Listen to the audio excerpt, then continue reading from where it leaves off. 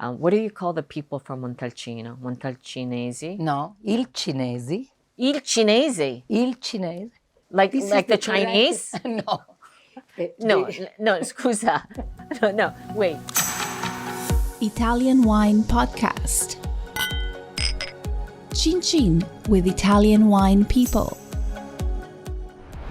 Welcome to On the Road Special Edition with Stevie Kim.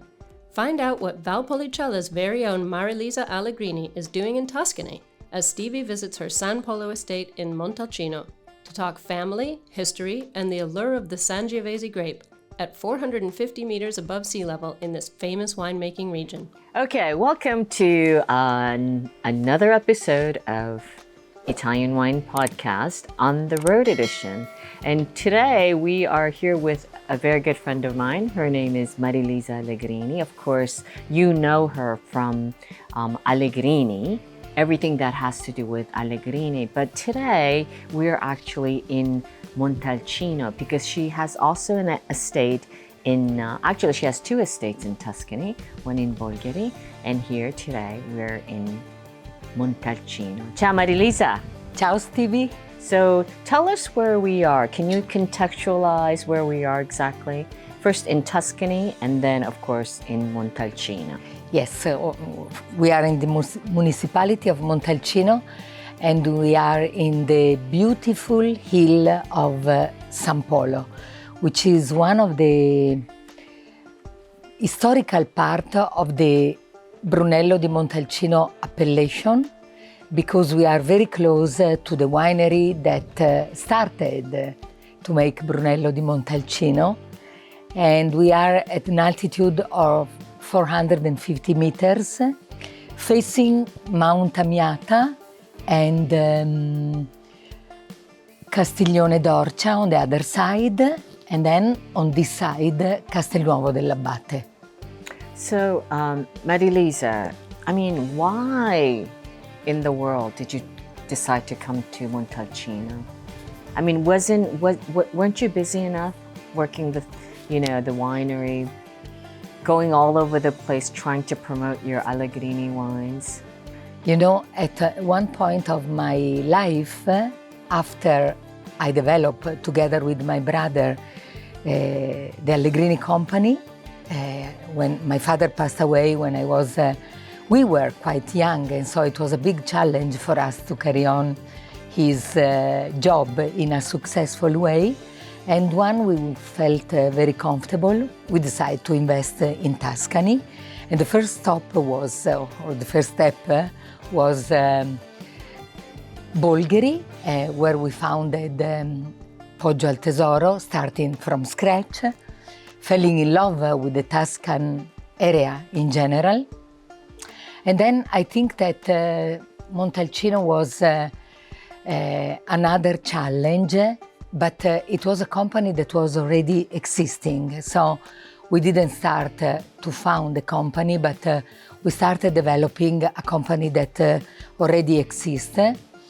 And that was set in the best way because the vineyard were there, the beautiful guest house, and also the winery. And I think that for me was very interesting to deal with these two different wine producing area. One with the international grape variety, and Montalcino very focused on the native grape variety that is Sangiovese. So when did you come to, of course the name of the winery is first of all San Polo. Yes. Not Polo. Polo. One L, Stevie. Polo. Okay. San Polo. I'm going to have nightmares. San Polo. No, you still use two L. San Polo. Brava. Okay. A little bit better. Very soft with the L. So when did you come to the San Polo? I arrived here, it was November 2006. And then one of the previous owner decided that they want to sell the company. And so I fell in love with the location. And I came the first time with our agronomist from Bolgheri. And he said, Marilisa, remember that in Bulgaria we have a microclimate that is very similar, but in Montalcino it differs a lot, and it differs according to the altitude, because with a different altitude you can have different ventilation, different soil, different exposure. So he said, San Polo is located in one of the best part of Montalcino, and this was the first reason why I decided to buy the company. And the second reason was the winery. The winery is built according to the bioarchitecture, so it was a very advanced concept some years ago, 15 years ago almost. So, it's crazy windy here today. While we were waiting for you, with your winemaker Ricardo and Claudia, we went up to the hill, and it was so windy. We made a TikTok, about like surfing, windsurfing. So tell us a little bit about the microclimate here. First of all, the altitude, and of course the different areas that you have. What is so special about the soil, about the typology of this area? Because you said it was so special, right? Yes. Altitude is important in Valpolicella for the native grape variety that we have, Corvina, and the same thing is here. Altitude is very important for the Sangiovese. When you go to the valley floor, you have clay soil. When you come up to the hill, you have more galestro, so more chalk and limestone. And this is good for the Sangiovese. And it's good because the upper part of the hill, where we are, how high is it, the altitude? This is 450 meters. So throughout the different eras and the different earthquake that happened, the upper part of the soil was the first that emerged from the sea. So the topsoil is very, there is a lot of calcaire, less clay, and so you have a very good drainage. And good drainage means that the vines look for water, so the roots absorb the different minerals, and I think that the result is that we have very good minerality in the wine. So the water here, do you have enough of water? Because the rainfall is such an issue all over the world right now, especially in Italy. You know that Montalcino, until a few years ago, was not possible to irrigate, but in summertime we can have rainstorm that start from the mountain Miata, and so maybe we can have rain here. So in the recent year we experienced that is a blessed area also in terms of the rain that we can have. So, and do you have like a possibility to collect the water when there's so much water? And we need to dig, and we need to like a well? Yes. But so far we didn't do this, so we have natural rain.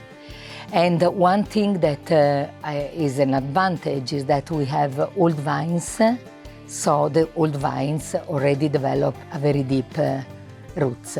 But when you say old vines, how old are your old vines? Some of the vines were planted at the beginning of 80s. Some were planted in the early 2000s. And we have only one part that was planted very recently by us because we took away the red grape variety that were not Sangiovese. We are, in terms of reds, 100% Sangiovese. Yeah, I mean, Marilisa, I feel like that's so radical. Like, why did you make that decision to do 100% Sangiovese? Because I recall I was here maybe like, I don't know, like 10 years ago. I can't 10 remember. years ago? Maybe. And we had also... Yeah, you also had some international... Merlot and Cabernet Franc. Sauvignon. And it was something that we didn't plant. It was planted by the previous owner.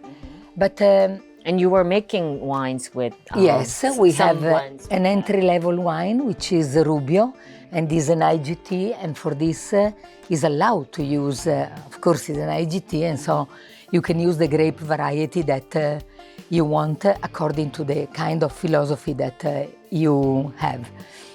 But together with Riccardo Fratton, our enologist, we decide that this place must be only Sangiovese, because Montalcino demand for Sangiovese, but also I think especially in this beautiful location. All right. So let me ask you a question, something a little bit more personal. So you're Veronese, right?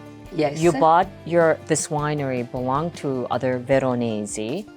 How were the what do you call the people from Montalcino? Montalcinesi? No, il Cinesi. Il Cinesi? Il Cinese. Like the Chinese? No. No, scusa. No, wait. People from Montalcino is called Cinesi? Il Cinese. One word. Oh, yes. Okay. Il Cinesi. It just sounds like a bad Italian. It's like the way I speak. So, okay. For the record, for our audience, let me just make that correction. People from Montalcino are called Il Cinesi. Yes, il Cinese. What? Single. That's so funny. Because it's the historical name that comes from Il Cinus, I think is the Latin name, but is the Mount of Lecci, the Mount of the Leccio. Leccio is the vegetation that you see here in Montalcino, and That's so funny. Il Cinus come from... Okay, anyways, my original question was, how did the Il Cinesi embrace your presence here as a winemaker, a foreign winemaker, if you will? Very, very well. I was very welcome to the area. So a little different from Bulgaria. More welcoming here. No, also Bulgaria was very welcome. So what are what were the main challenges, and what are the main challenges compared to Valpolicella, for example? What, like the similarities and the differences? I guess that's what I'm asking. In specifically, perhaps to the most representative grape, Corvina from Valpolicella, and here Sangiovese, obviously. At the beginning, the main challenge was to understand that you don't have to introduce your knowledge, your Valpolicella knowledge, to the different territories. So at the beginning, you have to study, you have to understand the difference, you have to understand the terroir, you have to understand the different climate. And so this was a very, very good exercise for me. And it was an exercise that from which I developed synergies, but was also very inspiring, because you can learn from your tradition. And so my tradition, of course, is Valpolicella, but you can clean your mind from what you learn and start from scratch, start from the grape variety, the different terroir and the different vinification process to give the personality of the different wine producing area. So we walked around the vineyards and of course visited the cantina with your winemaker. So now we're going to taste some wines with you, okay? So give me kind of an overview. How many labels do you have, and in terms of the production volume and where the wine is available?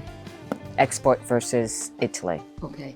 So give me an overview. Okay, so I said before that we have an entry-level wine, which is Rubio, and is an IGT.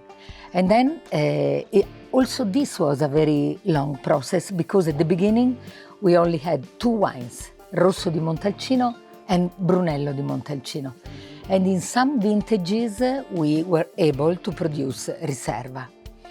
And then starting from 2015, when I started working with Riccardo, but also I became the only owner of the company. So we identify the different plot, giving the specific personality, and then this process resulted in two aspects. One was that we were able to become organic, so you're completely certified organic. Yes, as you can see we started the process in a very challenging year, 2014, which was an extreme vintage because it was cold and rainy. And so we said to ourselves, if we were able to manage the vineyard in the organic way in the 2014, definitely we have to go in that direction. And so from 2017, we were able to have the organic certification. But let's go back to 2015 when we identify the different part and we introduce the concept for San Polo of the single vineyard. And so one vineyard was dedicated to the production of Podernovi and another one was dedicated to the production of Vigna Vecchia. So now we have three different Brunellos. One is the mix of the different vineyard, or blend of the different vineyard, and then Podernovi and Vigna Vecchia. And again, every 2-3 years, we also produce the Riserva. So in total, how many labels? You have Rubio, Rosso, Brunello, Podernovi, Vigna Vecchia, and Riserva. And that's a wrap. Tune in tomorrow for part 2 of Stevie's visit to the San Polo Wine Estate in Tuscany and her deep dive interview with Marilisa Allegrini. For a good look at the world of wine, go to ItalianWinePodcast.com or find us on SoundCloud, Himalaya, Spotify, or wherever you get your pods. Don't forget to subscribe and like all our channels. Chin chin, and thanks for listening.